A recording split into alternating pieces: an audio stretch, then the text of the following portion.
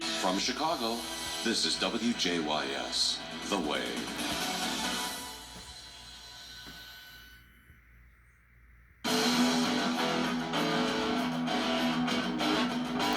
Stages. Yeah, for the most part, most people are still relying on, network, news, CBS and NBC and ABC. And I got to see an inside glimpse of that, when I worked as a kid, as a 19-year-old college kid out in New York, working for Tom Brokaw. That was pretty awesome, man. And can you tell us any stories about working there that you may not have told anyone before, that, any funny little tidbits you could share with us? There was 30 Rock you were at, right? Wasn't everything at the 30 Rock, or wasn't everything in the same building? Yeah.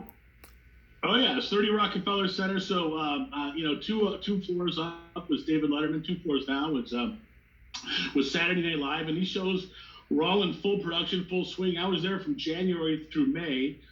So I'd get on the elevator, I'd walk in there, and there'd be Jane Pauley. Another elevator ride was with Marv Albert. I remember I got in there one time and I had a lengthy conversation with the weather guy, with Willard Scott. And he actually just sat there and talked to me about how he wanted to lose weight. He was just like going on and on about how fat he had become, and he was like really embarrassed. He wanted to lose weight. And I was just like, well, you should join a gym, man. He goes, no, what I like to do? I like to go out and like garden. He's like, that's what I like to do. I remember that conversation like it was yesterday, man. It's really cool.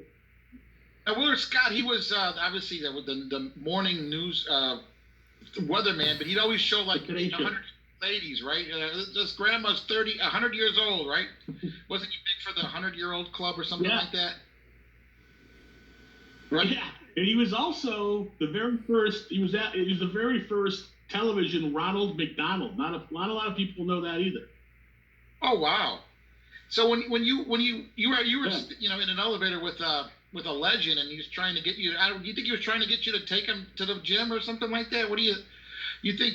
What do you think he was trying to accomplish with that conversation? Because you don't just tell people you want to lose weight and just kind of say, "I want to do gardening." I don't know. It was just weird. He was just such a sweet guy. I mean, just a laid back guy, and he just was so friendly. One time Gene Shalit, the movie review guy, he was another guy that we used to see walking around the hallways, and just all these people.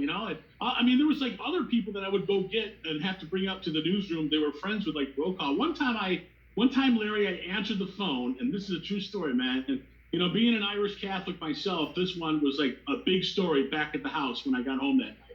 I got home, I was like, Mom and Dad, guess who I answered the phone? When I answered the phone, Brokaw today, guess who it was? Ethel Kennedy. I swear to God, man, that was like the big thing that week. Wow. Yeah. And how did she sound? She like very upbeat, or what do you? Oh, it just sounded like a regular lady, It's like answer the phone. Hello, NBC Nightly News. This is Matt. Can I help you? May I speak to Tom Brokaw? May I ask who's calling? Because she had Tom's private line, so I figured she'd do him. This is Ethel Kennedy. So I, it was just like, hold on a second. I don't want to screw this up. Put her on hold. Ran back to the room because, Tom, the secretary wasn't there that normally answered Tom's calls. I ran back into Tom's office. Hey, Tom, it's Ethel Kennedy. She's on line 2. He's like, thank you, Matt. I appreciate that. So. No, what's funny is you could do that Tom Brokaw voice. Could you imagine if you were just like as a kid wanted to play around? Could you think you could have fooled Ethel Kennedy with your Tom Brokaw?